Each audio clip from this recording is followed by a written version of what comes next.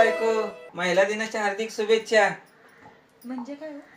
आज तुमचा बायकांचा दिवस ना, म्हणून शुभेच्छा. मला नाही वाटत का? आमचा दिवस आहे आज. का नाही वाटत?